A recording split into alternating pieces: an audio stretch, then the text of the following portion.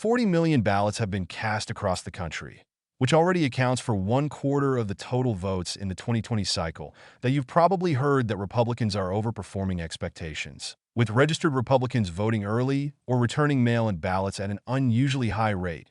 Now let's dive into the data and build out a 2024 Electoral College map based on these numbers to assess whether Democrats have reason to be concerned at this stage. That NBC News has a great tool, tracking mail-in and early in-person voting across most states. As of this recording, 42% of these ballots were cast by registered Democrats, 40% by registered Republicans, and 18% by independents or third-party voters. That it's no surprise that Democrats have a slight edge early on. Historically, they favor mail-in and early in-person voting, while Republicans tend to show up more on Election Day itself.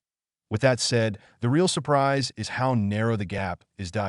So rather than taking these numbers at face value, we'll dig deeper into polling data, demographic trends, and prediction markets to get a clearer picture of how things could shake out. Let's dive in. To start, the 4 states already marked as solid Republican on this map. Missouri, Kentucky, Mississippi, and Alabama are those where NBC News does not have early voting data because the states haven't reported any results. However, each of these states voted for Donald Trump by at least 15 points in 2020, and there's no reason to believe they won't back him by a wide margin again once all the votes are counted. To keep things moving, I'll skip a detailed analysis of every safe state for each candidate.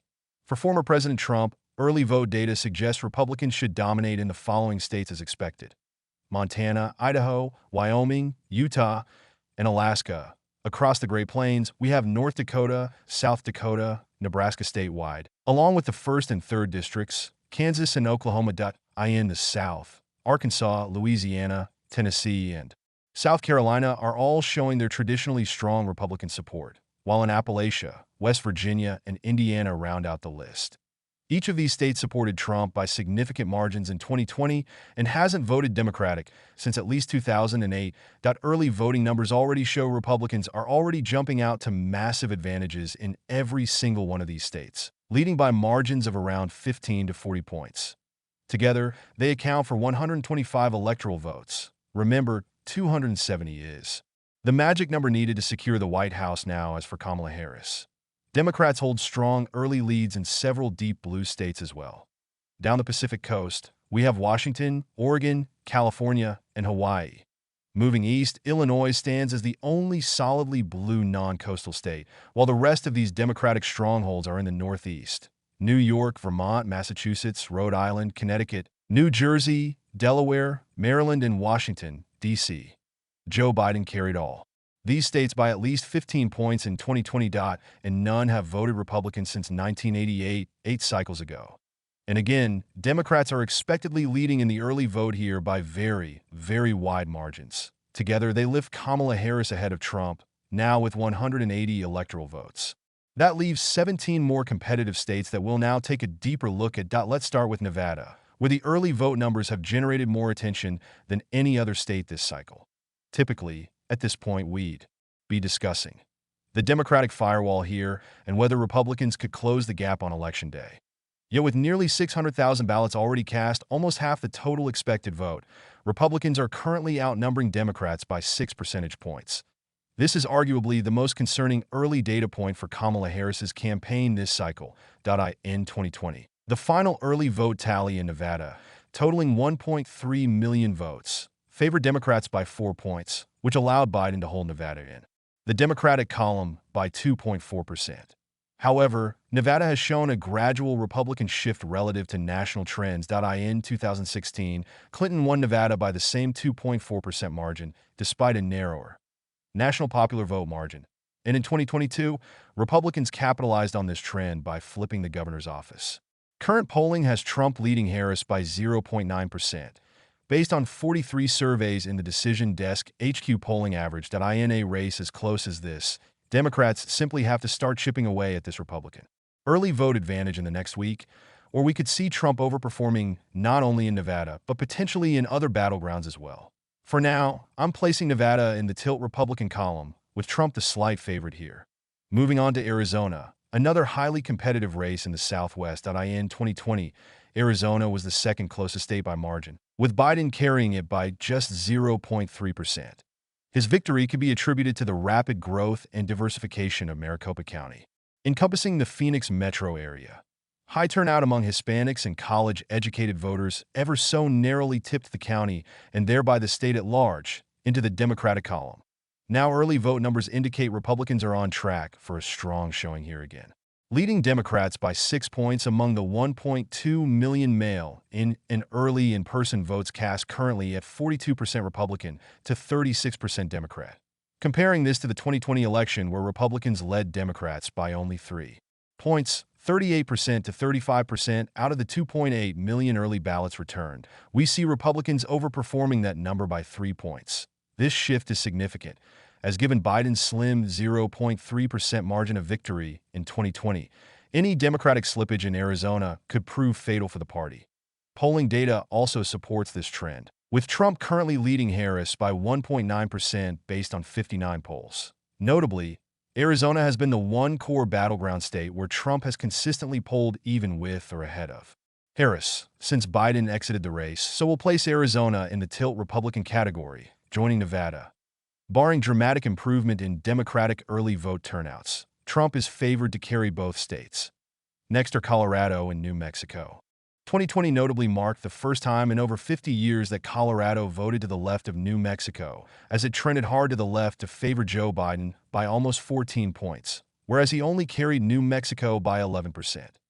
Yet in terms of the early vote here, so far, Democrats outnumber Republicans by 12 points in New Mexico right now, and by a narrower 2 points in Colorado. That I should note here that historically, Colorado's independents, which account for the plurality of votes cast thus far, are strongly left-leaning. Back in 2020, the early vote suggested Democrats also only had a 2-point advantage over Republicans, with 40% of those ballots returned by independents. Yet again, Biden won by 13.5%. That's so going back to our electoral map now, I'm going to place both states in the safe blue column, as Democrats are on track to match their 2020 margins. Wrapping up the Southwest with Texas, the second largest electoral prize on the map, worth 40 votes. With just the first few days of early voting, Texas has already seen over 4 million ballots cast, more than any other state. Republicans currently hold an 18-dot lead in the early vote with 54% to 36% over Democrats. In 2020, when Trump won Texas by 5.6%, the narrowest Republican margin in Texas this century, the early and absentee vote leaned Republican by 17 points. With over 9.5 million ballots cast at S.O., the early 2024 numbers we're seeing here seem to track pretty closely to 4 years ago, as Republicans are up about a point here. Likewise, in the poll average, Trump leads by 6.6% over Harris based on 18 polls, also a 1-point overperformance relative to the 2020 margin. And with Hispanic voters continuing to trend Republican, it's increasingly likely that Democrats hit their ceiling in Texas in 2020 and may struggle to improve on that performance this cycle. So based on these factors, we're going to place Texas in the likely Republican category.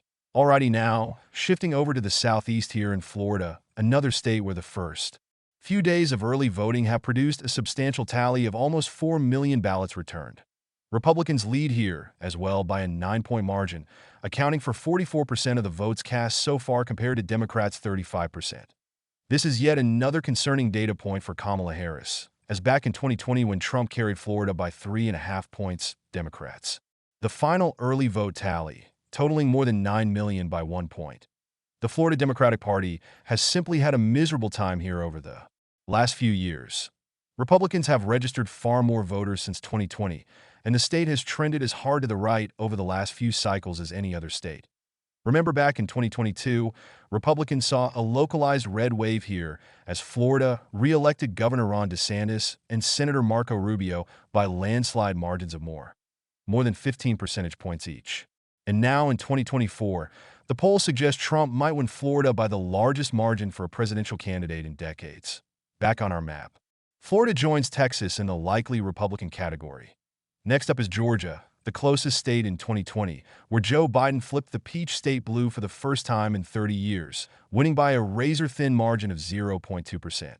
Similar to Arizona, Biden's victory could be attributed to the rapid growth and diversification of its largest population center, Atlanta, where record turnout among black voters tipped the state ever so slightly in Biden's direction. One of the stories of this election cycle is the Potential for radical racial depolarization as Black and Hispanic voters trend toward Trump. Polling crosstabs between October 16th and 31st indicate that Trump is up by over 20 points on average among Black voters relative to 2020, a shift that could be particularly detrimental to Democratic chances in Georgia. This trend is also reflected in the overall numbers, as the latest polling average shows Trump slightly favored, leading Harris by 1.3%, based on 55 polls in the Decision Desk HQ. Average.in terms of early voting, Georgia is again seeing a record number of ballots cast early, with early voting surpassing halfway to the total turnout of 2020. So far, around 2.8 million ballots have been cast early or by mail, with Republicans leading by 4 points, 49% to 45%. Interestingly, this is a relatively positive sign for Democrats. Back in 2020, Republicans outnumbered Democrats by 8 points in early voting out of 4 million ballots, while Democratic numbers are probably still inflated due to the overrepresentation of mail-in ballots, which tend to be cast first and lean. Far more Democratic, the Harris campaign will take the positive indicators where they can get them at this point. For now, we'll keep Georgia in the tilt Republican category on our map as we continue to monitor these numbers over the next week. Now moving up the southeast coast in North Carolina, worth 16 electoral votes and another core battleground. Democrats need to build a solid early voting lead here as rural. Republican-dominated areas are expected to swing hard for Trump on election.so far. However, Democrats are once again underperforming, trailing Republicans by 2 points among the 2.5 million ballots cast so far. Early voting in North Carolina has been complicated by court rulings concerning RFK Jr. status on the ballots and, of course, the aftermath of Hurricane Helene, which temporarily closed some early voting sites. Still, the sample size of 2.5 million votes casts valuable. Insight.in 2020, Democrats build a firewall of 5 points over Republicans headed into Election Day among roughly 4.5 million ballots. But Trump ultimately won the state by more than a point. So again, Democrats are currently underperforming their 2020 numbers in a state where they need high turnout to remain competitive. Trump leads Harris by 1.5% right now in an average of 59 polls, so North Carolina will join other Sunbelt states in the tilt. Republican category on our map that we have 9 states. To go now, with former President Trump leading in the race to 270 electoral votes, with 244 over Kamala Harris's 195, that let's turn to the Midwest, starting with Harris's running mate Tim Walz's home state of Minnesota. In 2020, Joe Biden carried Minnesota by a 7-point margin, with Democrats leading the early vote by 13%. Today, with nearly 1 million ballots returned, Democrats lead Republicans by 22 points. This lead has slightly narrowed over the last few days as the first waves of mail-in votes have given way to early in-person ballots. Still, on our electoral map, we'll place Minnesota comfortably in the likely category for Harris and Walz. Now turning to Iowa and Ohio, these are 2 of the fastest right-trending states in the country. Both voted for Barack Obama in 2008 and then again in 2012, before Donald Trump won them by at least 8 points in both 2016 and in 2020. As of today, Democrats hold a 4-point lead over Republicans in Iowa with 300,000 ballots returned. This is another significant underperformance for Democrats compared to 2020 when they led early. Voting by 12 points before Election Day shifted the state to an 8-point win for Trump. Over in Ohio, Republicans are actually underperforming a bit. They lead Democrats among the 2.3 million ballots returned so far. But this is a 1-point drop from the 10-point early vote lead Republicans had in 2020 among the 3.3 million early ballots cast. While Republicans still have time to build on this margin, there's also some evidence that Democratic losses in Ohio and broader Appalachia may be slowing. Democrats saw minor gains in suburban areas in the 2022 midterms, and currently Trump leads Harris by about 6 points in Ohio, based on an average of 14 polls. Notably, each of the last 7 surveys shows Trump slightly underperforming his 2020 margin of 8 points. On our map, we'll go into the safe Republican column, while Ohio remains in the likely Republican category for now. Now let's focus on the core upper Rust Belt trio, the WIMPA states Wisconsin, Michigan, and Pennsylvania, which will again play a decisive role in this race. These states have voted together in every election since 1988. Backing Democrats every time until they narrowly flipped to Trump in 2016 by less than a point, giving him the necessary votes to reach 270. However, they all flipped back to Biden. In 2020, securing his path to the presidency. Now again, for the 2024 election, both candidates' paths to 270 likely hinge on winning at least one of these states. For Kamala Harris, she might need all three. Even Trump were to sweep the four Sunbelt battlegrounds like he does here, Harris could still reach 270 electoral votes with a clean sweep of the Rust Belt states. Starting in Wisconsin, it's generally considered the most Republican-leaning state of the upper Midwest trio, demographically and fundamentally. Wisconsin has consistently voted to the right of Michigan and Pennsylvania in recent cycles, and its wider, more rural population makes it especially sensitive to Trump's strength among white working-class voters that in both 2016 and 2020. Trump notably outperformed the final polling averages here by over 6.5 points in 2016. He trailed Clinton by around 6 points, and in 2020, Biden led by over 8 points. Yet Trump now holds a slim lead of 0.4% over Harris in the 2024 polling average based on 67 surveys done on the early voting side. The initial mail-in ballots gave Democrats a head start, but the advantage has narrowed as early in-person voting has continued. With over 800,000 ballots counted, Democrats lead Republicans by 12 points, a margin that continues to shrink daily. For comparison, Republicans outpaced Democrats by 8 points in the nearly 2 million votes returned before Election Day in 2020 that it's simply a matter of waiting to see if Republicans can overtake Democrats in early voting, and then by how much. Current betting markets on Poly Market suggest that Trump holds a 57% chance of winning Wisconsin, and I tend to agree with the public's consensus. For those who have been following, I've consistently been skeptical of Harris's chances here. Even when she led earlier in the cycle, so for now, I'm placing Wisconsin in the tilt Republican category on our map. That is a different story in Michigan, where I've generally been more optimistic for Harris than the general public. Michigan is fundamentally the bluest of the three WIMPA states, having backed Biden by nearly 3 points in 2020, and Democrats have performed strongly in down ballot races since then. The latest polling average via Decision Desk HQ has the two candidates in an exact tie based on their 64 poll average, with the lead continuously flipping back and forth over the last few weeks. In terms of the early vote, almost 1.5 million votes have already been returned, and Democrats hold a 14-point advantage, 52% to 38%. Again, this Democratic edge is narrowing on a daily basis. Back in 2020, when Biden won Michigan by 2.8%, it was Republicans who outnumbered Democrats by 2 points among the 3.2 million early or mail-in votes. So with that in mind, I'm going to place Michigan down as tilting Democrat for Harris here, right now. I think if we do see these three states split, the most likely to diverge are Wisconsin and Michigan, whereas Pennsylvania will vote somewhere in between.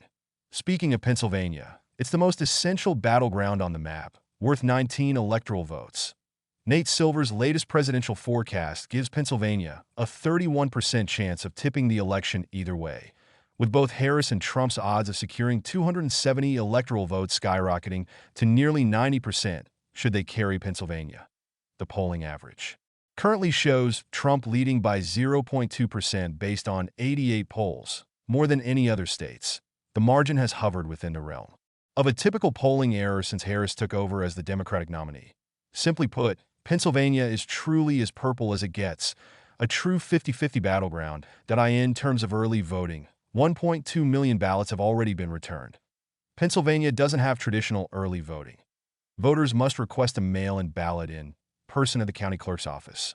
These ballots are expected to lean heavily Democratic, and the data reflects that 60% are from registered Democrats compared to 30% from Republicans. These early numbers will give us fewer clues here relative to other states, though it is still worth looking at the 2020 numbers where we see a similarly wide Democratic advantage by 31 points here, 65% to 24% among 2.5 million votes cast before Election Day. So at least for now, the numbers are tracking similarly to when Biden carried Pennsylvania by 1.2% 4 years ago. Now, I know some of you may groan in the comment section because of this, but I'm placing Pennsylvania firmly in the toss-up category on my map. There's just no clear favorite here at this point, unless of course you're viewing the race through your own blue or red-tinted glasses. That leaves us with the more Democratic-leaning secondary battlegrounds: Nebraska's 2nd Congressional District, Virginia, New Hampshire, and Maine. Starting in Virginia, worth 13 electoral votes. About 1.5 million ballots have already been returned, and Democrats hold a shrinking 12-point advantage at 51% to 39%. Virginia voted for Biden by 10 points in 2020, the largest Democratic margin since FDR in 1944 dealt with early voting making up more than half of the total votes in 2020 and leaning Democratic by 8 points. Democrats are on a strong track here. Even accounting for the early inflation of mail-in ballots, that'll place Virginia in the likely blue column for Harris. Next up in New England with New Hampshire and Maine. Both states were decided by narrow margins in 2016 as Hillary Clinton narrowly held Trump off by less than 3 points, but they swung hard to Biden in 2020 by 7 points in New Hampshire and 9 points in Maine. The minimal early vote here so far currently favors Democrats by 6 points in New Hampshire and by 18 points in Maine. On our map, I'll place both states in the likely blue column for Harris. Maine and Nebraska split their electoral votes, awarding 2 to the statewide winner and 1 per congressional district. While we don't have early vote data broken down at this level, Maine's 1st district is always solidly blue, while the 2nd district voted for Trump by comfortable margins in the last 2 cycles. That it's one of the widest, oldest, and most rural districts in the entire country, suggesting it may trend even further to the right in the near future. As for Nebraska's 2nd district, it's almost entirely urban, surrounding the city of Omaha, with a far more racially diverse population and a high proportion of college graduates. It voted for Biden by 6.5 points and is likely to trend further to the left this cycle. It goes likely blue for Harris here. That is so based on an analysis of the early votes so far. Donald Trump is on track to win the election with 278 electoral votes to Kamala Harris's 241 and 19 votes in Pennsylvania, placed in the toss-up category, though we continue to trend towards an extraordinarily close final outcome. Make sure to subscribe to my channel below for more updates as we get closer to Election Day. That does it for today's video, though.